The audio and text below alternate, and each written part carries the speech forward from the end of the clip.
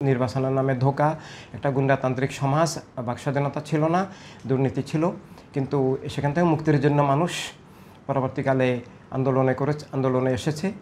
আমরাও সমর্থন দিয়েছিলাম যে ২৪-এর যে আন্দোলন, কিন্তু পরবর্তীকালে যারা ক্ষমতায় আসলেন, যে সমন্বয়ক চক্র বা ক্ষমতাসীন চক্র, এরা মির্জাফারি করেছেন, বিশ্বাসঘাতকতা করেছেন। তারা আগের চেয়েও ভয়ঙ্কর ফেসিবাদী স্বৈরাচারী আচরণ করছেন। মিথ্যা মামলা দিয়ে লক্ষ লক্ষ মানুষকে গ্রেপ্তার, হয়রানি হচ্ছে এবং খুন খারাপি বেড়ে গেছে। সেদিন আমরা দেখলাম কুমিল্লা একটা পুকুরে ৮ জনের লাশ পাওয়া গেল। এইভাবে তারা অর্থনীতি ধ্বংস করেছেন। তারা দলীয় কারণে শিল্প কারখানা বন্ধ করে দিয়েছেন, শিল্পপতিদেরকে অন্যায়ভাবে গ্রেপ্তার করেছেন। এভাবে লক্ষ লক্ষ মানুষ কর্মচ্যুত হয়েছে। অফিস আদালত দলীয়করণ করেছেন এবং সবচেয়ে মারাত্মক যেটা ধর্মের এবং দেশের ক্ষতি করেছেন, সেটা হচ্ছে যে জঙ্গিবাদী দলগুলোকে, ধর্মের নামে অধর্মগ্রবাদী জঙ্গিবাদী হিংস্র পাশবিক খুনি দলগুলোকে, বিশেষ করে রাজাকার দলকে তারা মানে রাষ্ট্রীয় পৃষ্ঠপোষকতা দিয়ে, তারা প্রশ্রয় দিয়ে তারা প্রতিষ্ঠিত করেছেন। এটা দেশকে, ধর্মকে, জীবনকে ধ্বংসের মুখে ঠেলে দিয়েছেন।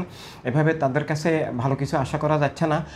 আমরা এই জন্য বলেছিলাম যে যদি সত্যিকারভাবে মানবাধিকার, জীবনের স্বাধীনতা, জীবনের নিরাপত্তা, অর্থনৈতিক গতিশীলতা আসতে হয়, কৃষক, শ্রমিক, সব মানুষের, বঞ্চিত শোষিত মানুষের মুক্তি আসতে হয়, শিক্ষা সংস্কৃতি সব দিকে যদি শান্তি, সুশিক্ষা, মানবতার শিক্ষা, সত্যকে উপলব্ধির শিক্ষা আসতে হয়, সমাজে শান্তি আসতে হয়, তাহলে মানবতার রাজনীতি লাগবে। আর সেজন্য বর্তমান সরকারকে নির্বাচন দিতে হবে এবং নির্বাচন দিতে হলে তাদেরকে দলনিরপেক্ষ হতে হবে, তাদেরকে পক্ষপাত মুক্ত হতে হবে, তাদেরকে স্বৈরাচার বিরোধী এবং গণতন্ত্র বিশ্বাসী, মানবাধিকার বিশ্বাসী সব রাজনৈতিক দলকে সভা সমাবেশ করার অধিকার দিতে হবে। কিন্তু আমরা দেখছি তারা সরকারি পৃষ্ঠপোষকতায়, সরকারি কোষাগার ব্যয় করে এভাবে রাষ্ট্রীয় পৃষ্ঠপোষকতায় একটা দল পালন করতেছেন, একটা দল তৈরি করেছেন এবং সেটা দুর্নীতির একটা সাগরে পরিণত হয়ে গেছে। হাজার হাজার কোটি টাকার দুর্নীতি, উপদেষ্টাদের এই পিয়ারা পর্যন্ত হাজার হাজার কোটি টাকা দুর্নীতি করতেছেন এবং রাষ্ট্রীয় পৃষ্ঠপোষকতায় আগের মতোই একটা দলকে ক্ষমতায় এনে দিয়ে রাষ্ট্র জবরদখল, গণতন্ত্র হত্যার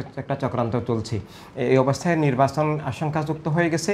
সুষ্ঠু নির্বাচন তাদের মাধ্যমে আসলে সম্ভব নয়।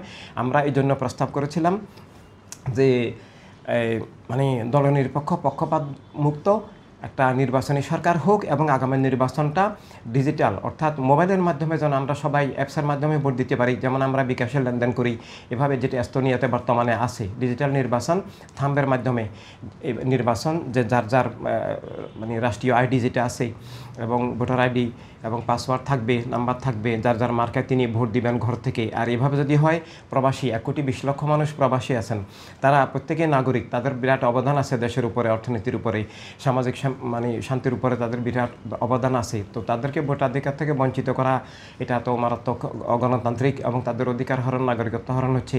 এভাবে নিরাপত্তার কারণে মা বোনরা ঘর থেকে বেরোতে পারেন না। অনেক কর্মব্যস্ত মানুষ আছেন যারা ভোট কেন্দ্রে 5-6 ঘন্টা দাঁড়িয়ে থাকার মতো সময় নাই। তাই সবাই ঘর থেকে নিরাপদে ভোট দেওয়ার জন্য ডিজিটাল থাম্ব নির্বাচন, মোবাইলের মাধ্যমে নির্বাচন, ভোট দেওয়ার সিস্টেম, অ্যাপস আনা দরকার, যেটা বর্তমানে এস্তোনিয়াতে আছে। এটা প্রমাণিত নিরাপদ। তো এইভাবে আমরা চাই যে মানবতা রাষ্ট্র হোক। আপনি যেটা বলেছেন, ইনসানের বিপ্লব ক্ষমতায় আসলে, আমরা আসলে ক্ষমতাভিত্তিক না, তারপরেও মানে রাষ্ট্র ক্ষমতা যেন মিথ্যার হাতে না যায়, জুলুমের হাতে না যায় এবং রাষ্ট্র জনগণের হবে, জনগণই ক্ষমতাসীন হবে। এটা দলীয় ক্ষমতা না। ইনসানের বিপ্লব রাজনীতি এবং ক্ষমতার সিস্টেম অন্যগুলোর মতো নয়। এটা সব মানুষের মালিকানা ভিত্তিক রাষ্ট্র। সবাই রাষ্ট্রের নাগরিক হিসেবে সমান ক্ষমতা। সেখানে প্রেসিডেন্ট এবং একজন সাধারণ নাগরিকের মধ্যে কোনো বৈষম্য, ক্ষমতার কোনো ব্যতিক্রম থাকবে না। সবাই জনগণের প্রতিনিধিত্ব করবেন, সবাই জনগণের সেবক হবেন, সবাই জনগণের অধিকার রক্ষা করবেন।